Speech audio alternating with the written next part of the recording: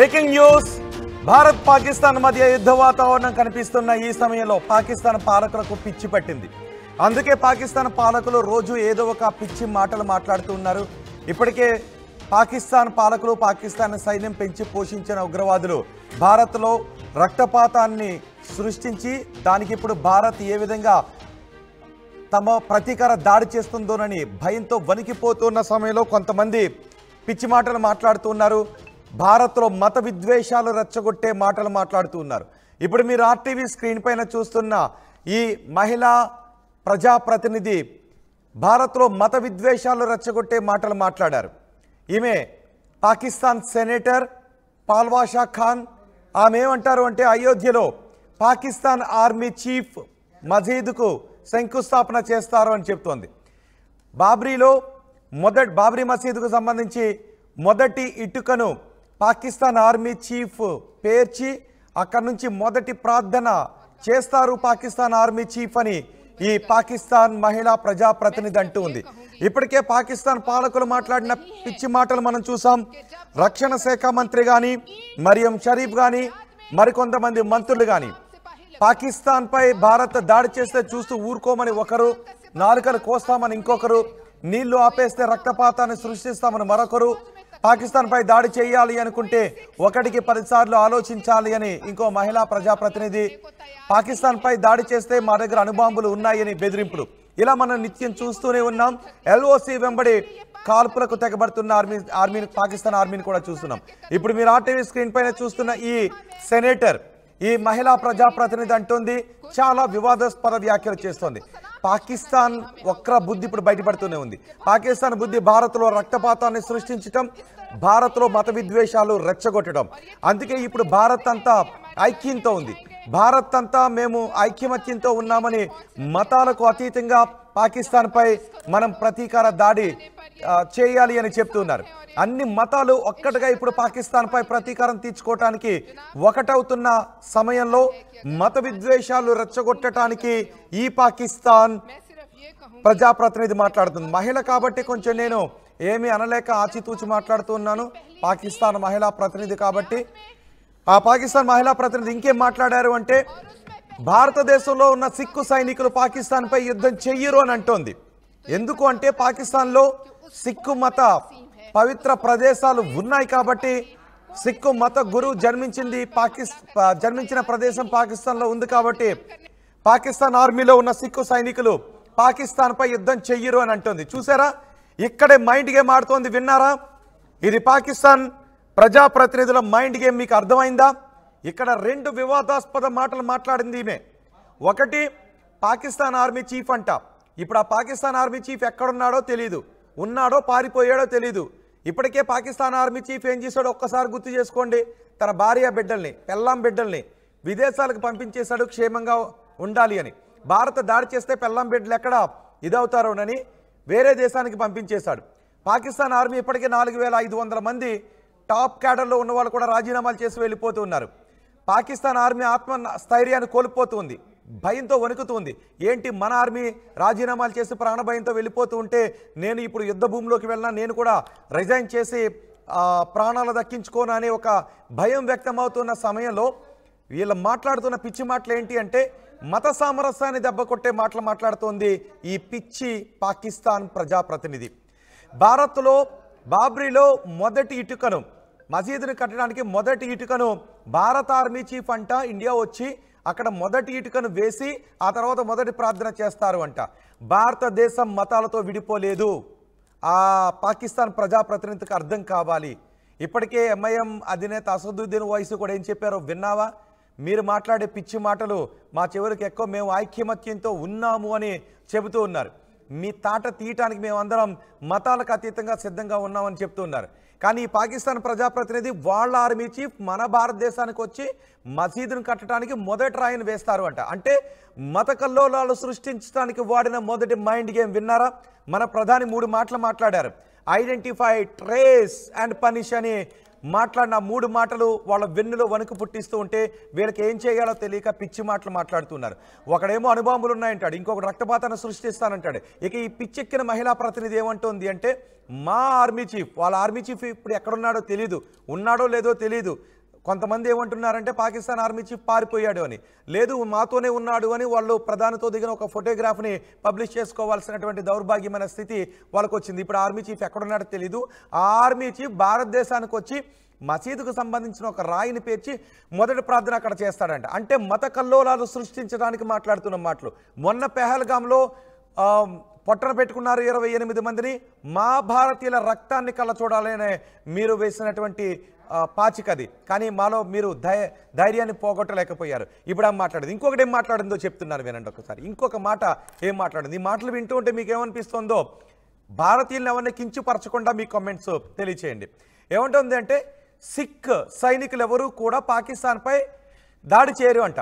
అంటే ఇప్పటికే భారత ఆర్మీ డిసైడ్ అయిపోయింది, రాబోయే 24 గంటల నుంచి 36 గంటల్లో భారత ఆర్మీ మమ్మల్ని కొట్టేస్తుంది అనే భయంతో వణికిపోతున్నటువంటి వాళ్ళు మన సైనికుల గురించి మాట్లాడుతూ ఉన్నారు. అంటే మన సైనికుల ఆత్మస్థైర్యాన్ని దెబ్బతీసే విధంగా వెనుకడుగు వేస్తారేమోననే విధంగా వీళ్ళు మాట్లాడుతున్నారు. మా సైనికులకు, మా దేశ ప్రజలకు దేశభక్తి చాలా ఎక్కువ. మీ దేశ సైనికుల్లాగా పారిపోయే మనుషులు కాదు, మీ దేశ ప్రజల్లాగా పారిపోయే మనుషులు కాదు. అవసరమైతే బక్క చిక్కినటువంటి ఒక సాధారణ వ్యక్తి కూడా గన్న తీసుకొచ్చి సరిహద్దుల్లో నిలబడి మీ సైన్యంపై తుపాకీ ఎక్కువ పెట్టాలి అన్న ధైర్యంతో, కసితో రగిలిపోతున్నటువంటి ప్రజలు, పాలకులు, ఆర్మీ కలిగినటువంటి దేశం మాది. ఇప్పుడు ఆమె ఏమంటుందో విన్నారా? ఇప్పుడు వినిపిస్తాను, వినండి, వినటానికి సిద్ధంగా ఉండండి. ఇప్పుడు ఆమె ఏమంది అంటే, సిక్కు సైనికులు పాకిస్తాన్లో 3 ప్రదేశాలు ఉన్నాయి, పవిత్రమైన ప్రదేశాలు. అఫ్కోర్స్ పవిత్రమైన ప్రదేశాలే కాబట్టి ఆ పవిత్రమైన ప్రదేశాలు ఉన్నాయి కాబట్టి మీ సిక్కు సైనికులు ఎవరు మాపై దాడులు చేయరు అని ఒక మైండ్ గేమ్ మాట మొదలుపెట్టింది. అంతేకాదు, మేమేమన్నా గాజులు వేసుకున్నామా అని మహిళల పరువు కూడా తీసేసింది. అంటే గాజులు వేసుకున్నటువంటి వాళ్ళు అసమర్థులు అని ఈ పాకిస్తాన్ మహిళా ప్రజాప్రతినిధి చెప్తోంది. మహిళలు ధీరోద్ధారంగా ముందుకు వెళ్తుంటుంటారు, మహిళలు పరాక్రమాన్ని చూపిస్తారు, శౌర్యాన్ని చూపిస్తారు. ఇప్పుడు ఈ పిచ్చి పెట్టిన మహిళా ప్రతినిధి ఏమంటుందంటే, మేమేమన్నా బ్యాంగిల్స్ వేసుకున్నామని మహిళల పరువు కూడా తీసేసింది. అంటే బ్యాంగిల్స్ వేసుకున్నటువంటి మహిళలు ఏమీ చేయలేక, ధైర్య సాహసాలు చూపించలేక కూర్చుని ఉంటారు అని ఈమె అభిప్రాయం. అక్కడ పప్పులో కాలేసింది ఈమె. ఇంకేం మాట్లాడుతోంది అంటే, నీళ్ళు ఇవ్వకపోయినా మాకు పర్వాలేదు అని. ఇప్పటికే మీ దేశ ప్రజలు మిమ్మల్ని తరిమి కొట్టడానికి సిద్ధంగా ఉన్నారు. వాళ్ళు పాలకులు మరికొన్ని రోజులను మీ పాలకులను, మీ సైన్యాన్ని, మీ ప్రజలు తిరిగి కొట్టబోతున్నారు. ఇప్పటికే ఎక్కడ కరువు వస్తుందోనని భయంతో అల్లాడిపోతున్నారు. ఆ రెండో బాక్స్లో మీకు కనిపిస్తున్నాడు కదా, పాకిస్తాన్ ఆర్మీ చీఫ్ కూడా ఇంతకుముందు ప్రగల్భాలు పలికాడు. పాకిస్తాన్ రక్షణ మంత్రి నీళ్ళు ఇవ్వకపోతే నరికి చంపేస్తామన్నాడు. పాకిస్తాన్ పెంపుడు కుక్క హఫీజ్ సయీద్ కూడా నీళ్ళు ఇవ్వకపోతే రక్తాన్ని పారిస్తామన్నాడు. ఇప్పుడు పాకిస్తాన్ ప్రజల ఓట్లు గెలుచుకుని పాకిస్తాన్ ప్రజలను మోసం చేస్తున్న, పాకిస్తాన్ ప్రజల ఓట్లు గెలిచి ఆ పాకిస్తాన్ ప్రజల్ని మోసం చేస్తున్నటువంటి పాలకులందరూ కూడా పాకిస్తాన్ ప్రజలను కూడా మోసం చేస్తున్నారు. ఇప్పుడు భారత్పై మైండ్ గేమ్కి సిద్ధమయ్యారు. ఇప్పటి వరకు వీళ్ళు భారత గడ్డపై రక్తపాతాన్ని సృష్టించి భారత మాత నుదుటిన నెత్తుడి తిలకాన్ని దిద్దాలి, భరతమాత పొత్తిళ్లలో నెత్తురు పారించాలి అని అనుకున్నారు.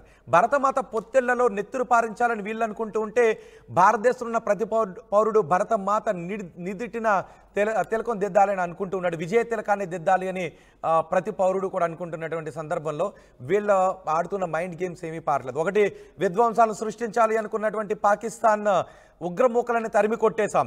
ఇక ఎల్ఓసి వెంబడి పాకిస్తాన్ సైనికులను తరిమి కొట్టేస్తున్నాం. నీళ్లు ఆపేశాం, గగనతలాన్ని ఆపేశాం, త్రివిధ దళాలు సిద్ధంగా ఉన్నాయి. ఏ క్షణాన భారత్ ఎటువైపు నుంచి కొడుతుందో తెలీదు. అటు సొంత గడ్డలో ఉన్నటువంటి బలూచిస్తాన్ ఎటువైపు నుంచి దాడి చేస్తుందో తెలీదు. అటువైపు నుంచి తాలిబన్లు ఎలా విరుచుకుపడతారో తెలియనటువంటి ఒక అయోమయ పరిస్థితుల్లో ఉండి వీళ్ళ మైండ్ గేమ్ ఆడతారు. వాళ్ళ ఆర్మీ చీఫ్ భారతదేశానికి వచ్చి ఇక్కడ మసీదు కట్టడానికి ఇటుకను పేరుస్తాడంట.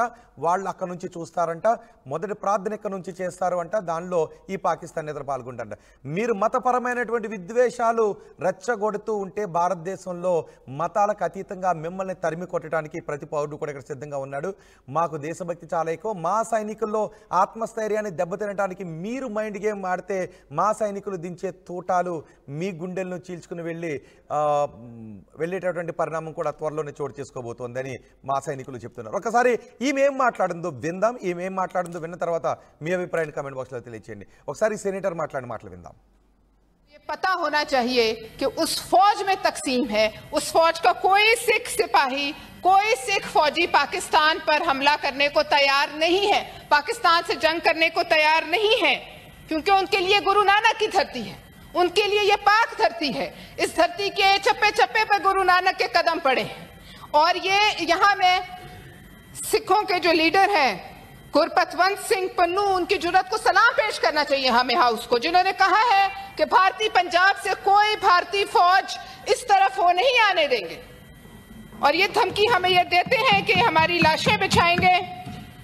तो इनको पता होना चाहिए कि फौज सिर्फ 6-7 लाख नहीं है, यहाँ 25 करोड़ लोग जो है वक्त आने पर ये फौज के साथ हैं और ये इंशाअल्लाह ताला सिपाही बनेंगे जनाब। और कहा है कि अगर यहाँ पानी नहीं बहेगा तो खून बहेगा दरियाओं में। मैं सिर्फ ये कहूंगी कि वो वक्त दूर नहीं है कि जब बाबरी मस्जिद की पहली ईंट उसकी बुनियाद में पिंडी से एक आम सिपाही लगाएगा और उसमें पहली अजान पाकिस्तान का सिपा सलार आसिम मुनीर देगा। చూసారా ఆ పాకిస్తాన్ ప్రజాప్రతినిధి మహిళా ప్రజాప్రతినిధి కాబట్టి నేను కొంచెం తగ్గి మాట్లాడుతూ ఉన్నాను. పిచ్చి పట్టినటువంటి మహిళా ప్రజాప్రతినిధి ఏం మాట్లాడుతుందో, పాకిస్తాన్కి అంత సీన్ ఉందా అంటే ఆమె అంటుంది పాకిస్తాన్ ఆర్మీ చీఫ్ ఇక్కడికి వచ్చి ఇటుక వేస్తాడంట, పాకిస్తాన్పై దాడి చేయడానికి మన సైనికులు ముందుకు వెళ్ళరంట, సిక్కు సైనికులు మతాలను ఉద్దేశించి మాట్లాడింది. పాకిస్తాన్కి అంత సీన్ ఉందా అంటే 20% మంది ఉంది అని అంటూ ఉన్నారు. అంటే ఇంకా ఎటువంటి భావజాలం మనకు కనిపిస్తుందో. ఇక్కడ ఒక కమెంట్లో చూడండి ఒకసారి, మీరు ఈ రేస్ టేలర్ అంట, ఆ రాస్ టేలర్ ఒక కమెంట్కి వినిపిస్తారు. రాస్ టేలర్ ఏమంటాడంటే ఇండియాకి అంత సీన్ ఉందా అని మెసేజ్ చేశాడు. ఇక్కడ మెసేజ్లో కూడా ఇలాంటి భావజాలం ఉన్నటువంటి వ్యక్తులు రాస్ టేలర్. ఒకసారి ఇలాంటి భావజాలం ఉన్న వ్యక్తులకు మీరు ఎటువంటి సమాధానం చెప్తారు? అతనికి మీరు మెసేజ్ల్లోనే తగులుకోండి. అండ్ 20% మంది పాకిస్తాన్కి అంత సీన్ ఉంది అని అంటున్నాడు. ఈ రాస్ టేలర్ లాంటి కొంతమంది పాకిస్తాన్కి ఇండియాకి అంత సీన్ ఉందా అనేటటువంటి పిచ్చి కామెంట్స్ చేసే పిచ్చి కుక్కలు కూడా మనకు కనిపిస్తుంటుంటారు. ఎందుకంటే భారతదేశ ఆత్మస్థైర్యాన్ని దెబ్బతీయడానికో భారతదేశాన్ని తక్కువ చేసి మాట్లాడే వాళ్ళు ఎవరైనా కూడా నా దృష్టిలో మీరేమన్నా అనుకోండి పిచ్చి కుక్కలే, కాదు అని ఎవరైనా అంటారా? సో ఈ రాస్ టేలర్ కూడా భారతదేశానికి అంత సీన్ ఉంది అంటున్నాడు. సో ఇప్పుడు ఈ మహిళా ప్రతినిధి మాట్లాడిన మాటలు వింటే మీకేమనిపించింది? చూసాంగా ఇంతకుముందు హఫీజ్ సయీద్ మాకు నీళ్లు ఇవ్వకపోతే నరికి చంపేస్తామన్నాడు. మొదటి రోజు వచ్చాడు, మాట్లాడి వెళ్ళిపోయాడు. పాకిస్తాన్ పెంచుకుంటున్నటువంటి పిచ్చి కుక్క, పాకిస్తాన్ పెంచుకుంటున్నటువంటి ఉగ్రవాది, ఉగ్ర శిబిరాలు, భారత్లో ఉగ్ర శిబిరాలకు హఫీజ్ సయీద్. ఆ తర్వాత ఇంకెవడు వచ్చాడు? రక్షణ మంత్రి వచ్చాడు. రక్షణ మంత్రి నోరు పారేసుకుని వెళ్ళిపోయాడు. రక్షణ మంత్రి కూడా అదే మాటలు మాట్లాడాడు. బిలావల్ భుట్టో, పాకిస్తాన్ మాజీ ప్రధాని కొడుకు బిలావల్ భుట్టో కూడా అవే మాటలు మాట్లాడాడు. ఒకవేళ మీరు నీళ్ళు ఆపేస్తే నడి రోడ్డు పైన నదుల్లోనూ మీ రక్తాన్ని పారిస్తామని పిచ్చి మాటలు మాట్లాడి వెళ్ళిపోయారు. ఇలా రోజుకొక పాకిస్తాన్ అంతకంటుంటా పాకిస్తాన్ ప్రజాప్రతినిధులకు ఇప్పుడు పిచ్చి పట్టింది. పాకిస్తాన్ ప్రజాప్రతినిధులకు బహుశా ఇప్పుడు మానసిక ట్రీట్మెంట్ అవసరమే అనిపిస్తోంది. బహుశా పాకిస్తాన్ ప్రజాప్రతినిధులకు ఆ దేశ ప్రజలే ట్రీట్మెంట్ ఇస్తారు.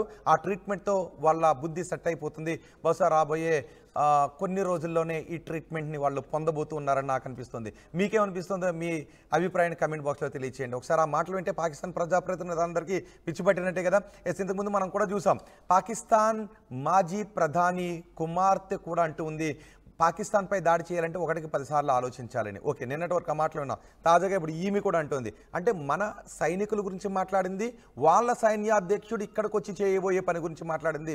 బహుశా నాకైతే ఈమెకు పిచ్చి పట్టిందని అనిపిస్తుంది. ఈ పిచ్చికి వాళ్ళ ప్రజలే ట్రీట్మెంట్ ఇస్తారు. మన ఆర్మీ ఇవ్వబోయేటటువంటి ట్రీట్మెంట్ చూసి వాళ్ళకి పిచ్చి వేరే లెవెల్లోకి వెళ్ళే అవకాశం ఉంటుంది, లేదంటే మొత్తం ఆ పిచ్చి భ్రాంతి తొలగిపోయే అవకాశం ఉంటుంది. మీరేమనుకుంటున్నారు? మీ అభిప్రాయం కమెంట్ బాక్స్లో తెలియచేయండి. అండ్ ఈ రాస్ టేలర్ కూడా ఇండియాకి అంత సీన్ ఉందా అని రాస్ టేలర్ లాంటి వాళ్ళు కొన్ని కమెంట్స్ చేస్తున్నారు. ఇంకా పాకిస్తాన్కి మద్దతు పలికే కామెంట్స్ చేసేటటువంటి వాళ్ళు కూడా మనకు కనిపిస్తున్నారు. భారతదేశంలో మతాలకు అతీతంగా ఇప్పుడు పాకిస్తాన్పై తీసుకునే ప్రతీకార చర్య గురించి ఎదురు చూస్తూ ఉంటే కొంతమంది ఇలాంటి వాళ్ళు పాకిస్తాన్కి సపోర్ట్ చేసే లాంటి వాళ్ళు కొన్ని కమెంట్స్ మనకి కనిపిస్తూనే ఉంటాయి. మా ప్రతినిధి మనోజ్ ఉన్నారు, మనోజ్తో మాట్లాడదాం ఒకసారి. మనోజ్, మనకి రోజుకొక పిచ్చి పట్టిన పాకిస్తాన్ ప్రజాప్రతినిధుల మాటలు తెరపైకి వస్తూ ఉన్నాయి. బహుశా వాళ్ళకి ఏమీ చేయలేక మేఘబోధ గాంభీర్యాన్ని ప్రదర్శిస్తున్నారు. ఇప్పుడు కూడా ఈ పాకిస్తాన్ మహిళా ప్రజాప్రతినిధి అంటుంది వాళ్ళ ఆర్మీ చీఫ్ ఇక్కడికి వచ్చి చేయబోయేటటువంటి కార్యక్రమం గురించి మాట్లాడుతుంది. అలాగే భారత ఆర్మీ గురించి కూడా మాట్లాడుతుంది. సిక్కు సైనికులు మా దేశంపై దాడి చేయరు అని ఒక మైండ్ గేమ్ మాట్లాడడానికి ప్లాన్ చేస్తుంది ఈ బ్రెయిన్ పోయిన పాకిస్తాన్ మహిళా ప్రజాప్రతినిధి. ఎలా చూడాలి ఈ పాకిస్తాన్ పాలకుల మైండ్ సెట్ని? అంటే భారత్ ఇంకా ప్రజెంట్ డిఫెన్స్ మోడ్ లోనే ఉంది. ఇంకా అటాకింగ్ అంత సివియర్ గా స్టార్ట్ చేయలేదు. ఎల్ఓసి వెంట కొంత కవింపు చర్యలు చేపడుతుంటే వాటిని అడ్డుకుంటూ కొంత వారికి రుచి చూపించే ప్రయత్నం చేస్తుంది. భారత్ అంటే ఏంటనేది ఇప్పటి వరకు కేవలం ఇది మాత్రమే జరుగుతుంది. ఈ సందర్భంలోనే అటు ఇందాక మీరు అన్నారు, ప్రధాని మోదీ చెప్పింది we trace, we identify, we punish. ఈ 3 పదాలు సరిపోతాయి. వాళ్ళు ట్రేస్ చేసి, ఐడెంటిఫై చేసి, పనిష్ చేస్తామన్న మాటలతోనే పాకిస్తాన్ ప్రజాప్రతినిధుల మైండ్ దొబ్బింది, మైండ్ బ్లాంక్ అయిపోయింది. వాళ్ళంతా ఇక్కడ బ్రెయిన్లెస్ క్రియేటర్స్ గా ఉన్నారు భూమి పైన. వాళ్ళు ఏమంటున్నారంటే ఇందాక మీరు అంటున్నట్టుగా సెనేటర్ ఇక్కడ ఉన్నటువంటి పల్వాషా జియా మహమ్మద్ ఖాన్ తను ఏమంటున్నారంటే వీ హ్యావ్ 15 కోట్ల మంది సైన్యం ఉంది మాకు, 6,55,000 మంది కాదు. ప్రతి పాకిస్తాన్ కూడా ఒక సైనికుడే అంటున్నారు. మరి అదే దాంతో పోలిస్తే భారతదేశం 140 కోట్ల జనాభా ఉంది. అక్కడ వాళ్ళు సైనికులుగా మారిపోతే భారతదేశం 140 కోట్ల జనాభా సైనికులుగా మారిపోరా? కానీ ఇక్కడ మన ఆర్మీ మనం సైనికులు కావాలని కోరుకోవడం లేదు. జస్ట్ మీరు మీ బిలీఫ్ ఉంచండి మా పైన మాత్రమే అంటున్నారు. అంటే అక్కడ ప్రజలను కూడా బలి తీసుకోవాలన్న ఆలోచనలు వారు ఉన్నారు, అక్కడ ఉన్న ప్రజాప్రతినిధులందరూ కూడా. ఇందాక మనం అంటున్నట్టుగా మరియం షరీఫ్ కానివ్వండి, లేకపోతే బులావల్ భుట్టో కానివ్వండి, వీళ్ళందరూ కూడా ఒక మైండ్ దొబ్బినటువంటి క్రియేటర్స్ గానే మాట్లాడుతున్నారు. వాళ్ళకు ఒక ఐడియాలజీ, వాళ్ళకంటూ ఒక పర్ఫెక్ట్ ఒక సిచ్యువేషన్ ఏం కనిపించట్లేదు. ఇష్టం వచ్చినట్టుగా ఒక్కొక్కరు మాట్లాడుతున్నారు. ఇన్ఫాక్ట్ ఇందాక మీరు అంటున్నట్టుగా ఆర్టీవీ లైవ్ లో కూడా పిచ్చి పిచ్చి కామెంట్స్ వస్తున్నాయి. ఇంట్రెస్టింగ్ ఇక్కడ అందరు కూడా అలర్ట్ చేయాల్సిన ఒక విషయం ఏంటంటే రోహిత్, చాలా వరకు ఇండియాలో ఉన్నటువంటి అనేక social media Pakistani organised, Pakistan నుంచి ఆపరేట్ చేస్తున్నటువంటి అన్ని సోషల్ మీడియా పైన నిఘా వేసి అందరినీ కూడా బ్లాక్ చేస్తున్నారు. ఈ సిచ్యువేషన్ లో కేవలం అక్కడితో ఆగిపోలేదు. ఎన్ఐఏ ఇంకా అలర్ట్ అయింది. ఇంతకు మించి ఓపిక పట్టాల్సిన పని లేదు, ఇంతకు మించి సహించాల్సిన అవసరం లేదని చెప్పి ఇంకా ఎవరైనా కనుక స్లీపర్ సెల్స్ ఉంటే ప్లీజ్ ఇన్ఫార్మర్స్ అంటోంది ఎన్ఐఏ. ఇన్ఫార్మర్స్ అని చెప్పి స్టేట్ వైడ్ గా పోలీసు భద్రతా బలగాలు అంటున్నాయి.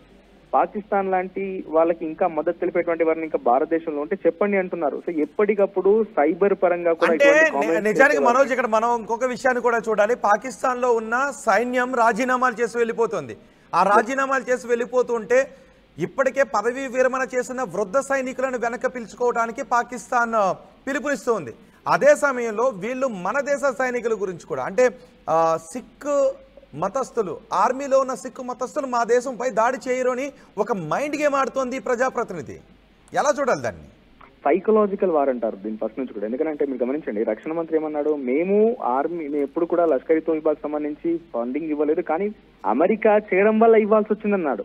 ఆ తర్వాత ఇషాక్ దారి ఏం చెప్తున్నాడు, స్వతంత్ర సమరయోధులతో పోలుస్తున్నాడు. అక్కడ ఉన్నటువంటి ఒక వీరుపాటు వాదాన్ని, అక్కడ ప్రజల్లో వచ్చినటువంటి వ్యతిరేకతని వారు కొంత బిలీఫ్ రూపంలో మళ్ళీ తమ వైపుగా తిప్పుకునేందుకు పిచ్చి కూతలు, కారు కూతలు కూస్తున్నారు. మీరు గమనించండి, ఎప్పుడైనా ఒక దేశంతో వారు వచ్చినప్పుడు అక్కడ ఉన్నటువంటి మతాల గురించి, అక్కడ ఉన్న కులాల గురించి ఆలోచిస్తారా? భారతదేశ సైన్యం చాలా ఫోర్త్ లార్జెస్ట్ ఆర్మీ పర్సన్ ఉన్నటువంటి కంట్రీగా భారతదేశం ఉంది.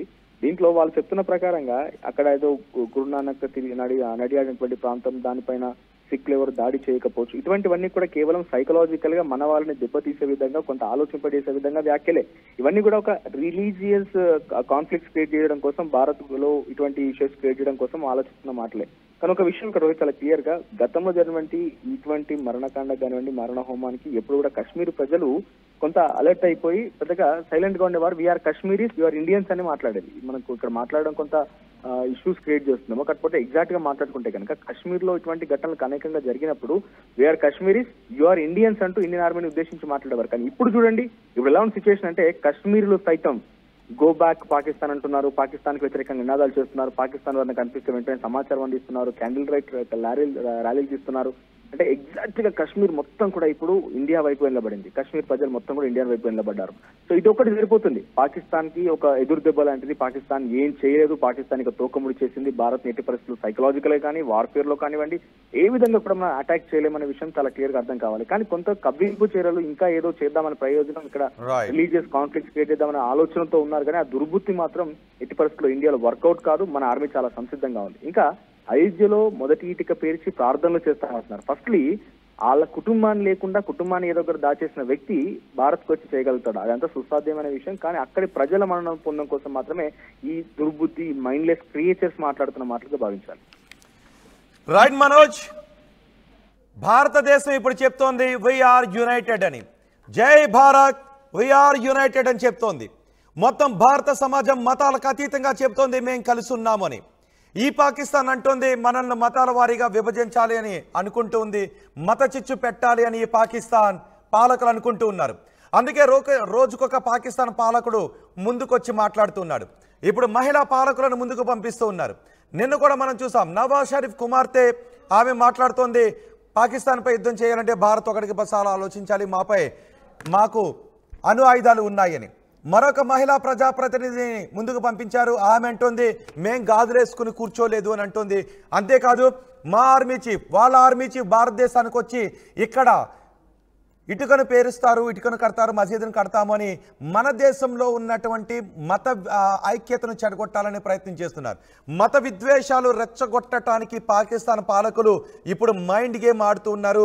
ఆ మాటలు చూస్తుంటే అదే అనిపిస్తుంది. ఒకటి, మత విద్వేషాలు రెచ్చగొట్టాలి అని, రెండు, వాళ్ళ సైన్యం రాజీనామాలు చేసి వెళ్ళిపోతుంది కాబట్టి ఇంకో మైండ్ గేమ్ కూడా ఆడుతున్నారు.